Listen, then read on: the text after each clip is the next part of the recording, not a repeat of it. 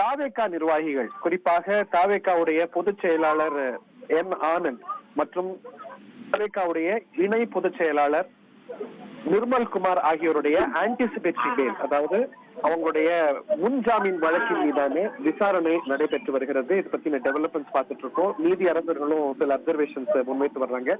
தற்போதைய டெவலப்மெண்ட் என்ன மாதிரி சாமி? இந்த வழக்கானது, அதாவது இந்த முன்ஜாமீன் வழக்கு இந்த விடுமுறை கால நீதிமன்றத்துல நீதிபதி ஜோதிராமன் அவங்க முன்னிலையில தனி நீதிபதி கொண்ட அந்த பெஞ்ச் தான் தனி நீதிபதி நீதிமன்றம். இந்த நீதிமன்றத்துல இது விசாரணைக்கு வருது.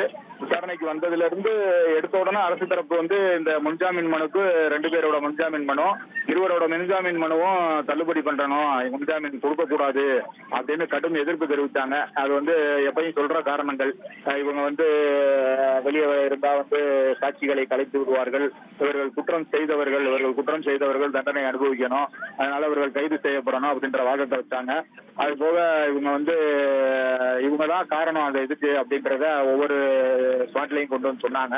அதுக்கப்புறம் இவங்க முக்கியமா அந்த தாவேகா கட்சியை சேர்ந்த வழக்கறிஞர்கள், அந்த புஷி ஆனந்த் மற்றும் நிர்மல்குமார் ஆகியோர் தரப்பு வழக்கறிஞர்கள் என்னன்னா, இது நாங்க எங்களுடைய தொண்டர்கள், இவங்க 41 பேர், இறந்த 41 பேருமே எங்களுடைய தொண்டர்கள், நாங்க எங்களுடைய தொண்டர்களை கொல்ல வேண்டிய அவசியம் எங்களுக்கே கிடையாது அப்படின்னு சொல்றாங்க. அது போக எஃப்ஐஆர்ல எல்லாம் எங்களுக்கு ஏதோ எங்களுடைய பொதுச் செயலாளருக்கும், அதாவது புஷி ஆனந்துக்கும் நிர்மல்குமாருக்கும் காவல்துறை அறிவுரை வழங்கியதுன்னு சொல்றாங்க. என்ன அறிவுரை வழங்கினாங்கன்னு தெரியல, அதை தெளிவுபடுத்தணும் அப்படின்னு கேட்டிருந்தாங்க. அது போக வந்துகிட்டே இருக்கும்போது என்ன பண்ணிடுறாங்க, இது குறுகிய சாலை, மக்கள் அதிகமா இது போக்குவரத்துக்கு பயன்படுத்துற சாலைனா இவங்க காவல்துறை ஏற்கனவே அனுமதி மறுத்திருக்கணும், எங்களுக்கு இதை பத்தி ரொம்ப புலமை பெற்றவர்கள் இல்லை நாங்க. ஏன்னா இதுக்கு முன்னாடி இவர் விஜய் 2-3 ஊர்ல இந்த பிரச்சார கூட்டங்கள் நடத்தியிருக்காரு. அதெல்லாம் இவங்க கணிச்சிருக்கணும், எவ்வளவு கூட்டம் வருது, அந்த கூட்டத்துக்கு தாங்குமா இந்த இடம், அந்த கூட்டத்துக்கு நம்ம சரியான பாதுகாப்பை கொடுக்குறோமா அப்படின்னு நினைச்சு இது பண்ணிருக்கணும், அதுக்கு கரெக்டா ப்ராம்ப்டா அவங்க முதல்ல ஆர்கனைஸ் பண்ணிருக்கணும் அப்படின்னு சொல்றாங்க.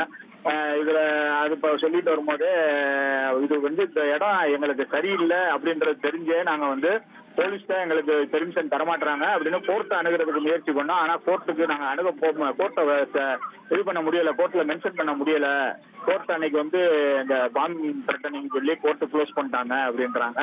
இந்த நிலை அதனாலதான் இதாச்சு. அது போக காலியான ஆம்புலன்ஸ் ஒண்ணு உள்ள விட்டுட்டாங்க, அதனாலதான் இது நடந்துச்சு. இதை விபத்து தான், இது திட்டமிட்ட செயல் அல்ல, இது விபத்து தான், ஆகவே நாங்கள் முன்ஜாமீன் கோருகிறோம் அப்படின்றாங்க.